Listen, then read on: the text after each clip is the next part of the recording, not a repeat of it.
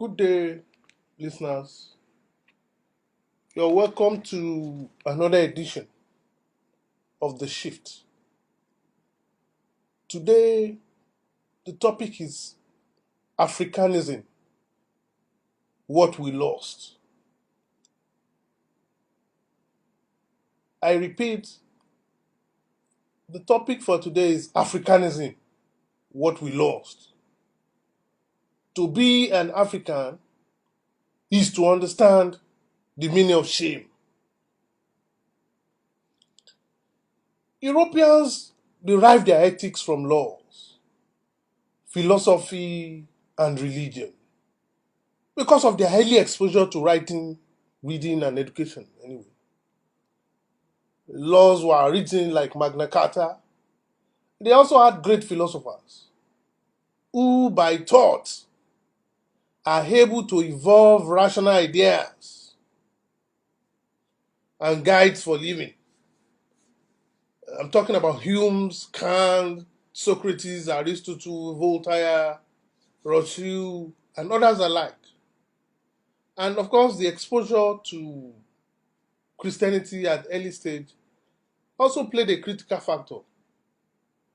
All this put together in their history shaped their ethics. Coming home here to Africa, we derive our ethics and moral code from ancient traditions that are deeply woven into the fabrics of the community. In Africa, our ethics and morality cannot be divorced from the community. The community is as good as our ethics. Therefore, the individual defines his or her ethics through the community, and the community defines the ethics through the individual. In Africa, the community trains the child.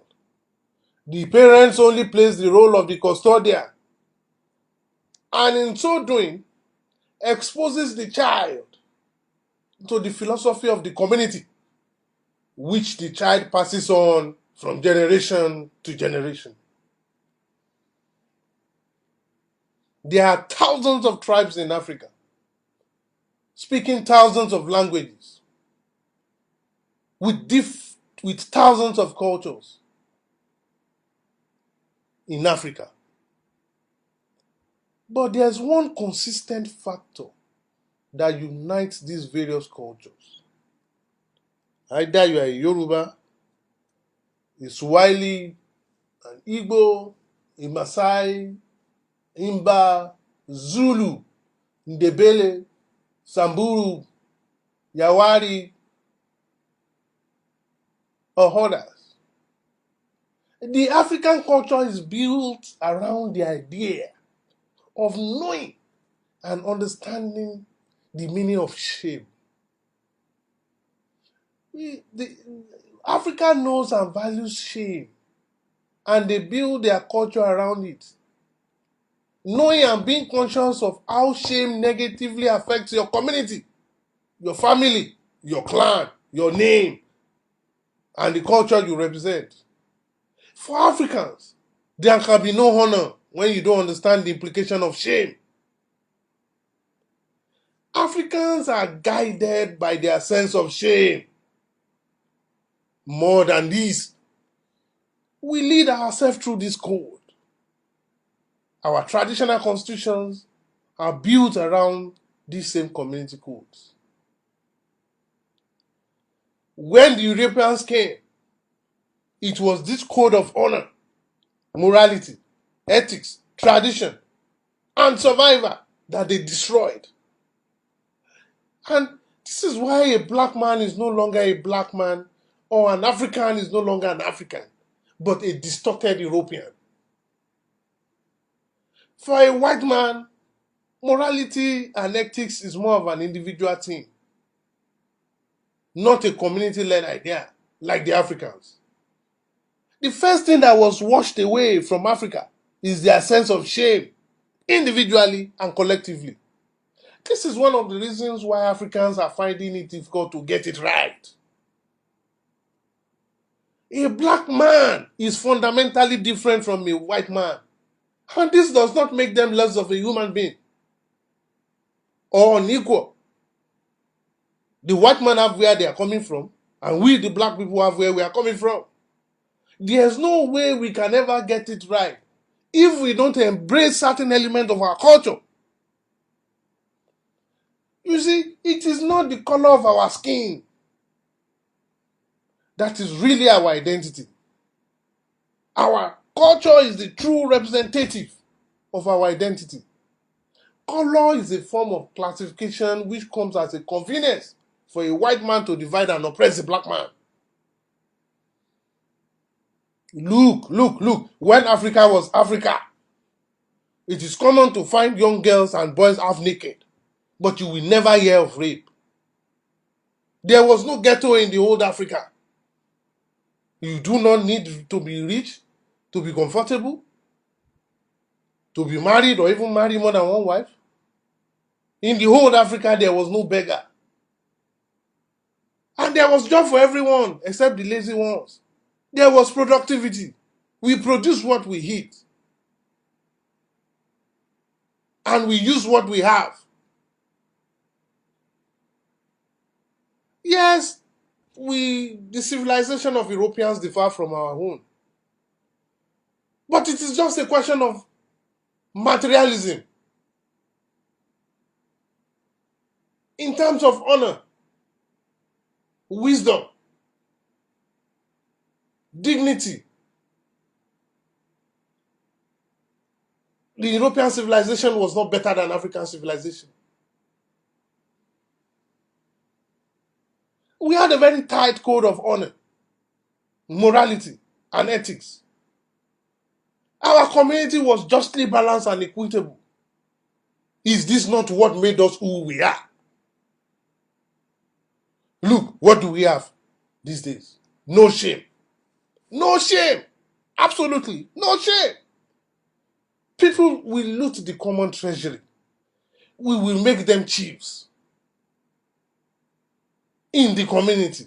No shame. We now celebrate thieves and ritualists. No shame. They will loot the people's wealth. Buy houses in Dubai, buy houses in USA, Europe. No shame. No shame as individuals and as a society. Anything goes. Even while I was growing up, as young as I am, you will see ordinary folks. They will display their products by the roadside. And nobody will be there. They will have gone to their farm or their shed. People will park by the roadside, buy whatever they want to buy, drop the money beside the stock, and go away. Equivalent sum of money. No cheating. All done in absentia of the owner of the stock. But can you do it now? They will steal the money, they will steal the stock, and they will even steal the owner of the stock. Is this not what Africa has become? The Africa we have today is a fake version. There's no originality. Let me tell the young Africans that are listening to me, no matter how qualified you are, no matter which school you've attended, no matter your level of exposure, no matter the certificate you are carrying around, if you don't know your culture and understand how it works, you are an illiterate. What do we have? Shameless people with shameless countries inside a shameless continent doing things shamelessly. Look, if you don't have shame, you are not an African. A real African is a man of honor. He or she is not a thief. He won't steal what belongs to the people. A true black man will only take what they need and leave the rest. Their name is at stake.